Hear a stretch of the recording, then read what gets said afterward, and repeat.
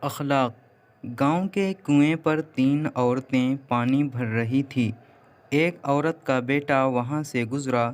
اس کی ماں بولی، "او دیکھو، میرا بیٹا انگلش میڈیم میں ہے۔"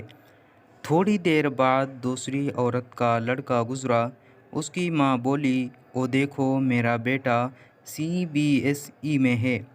تیسری عورت کا بیٹا وہاں سے گزرا۔ دوسرے بیٹوں کی طرح اس نے بھی اپنی ماں کو دیکھا اور ماں کے پاس آیا۔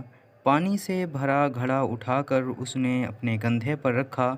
دوسرے ہاتھ سے بھری ہوئی بالٹی اٹھائی اور ماں سے بولا، "چل ماں، گھر چل۔" اس کی ماں بولی، "یہ میرا بیٹا مدرسے میں پڑھتا ہے۔" اس کی ماں کے چہرے کی خوشی دیکھ کر باقی دونوں عورتوں کی نظریں جھک گئیں۔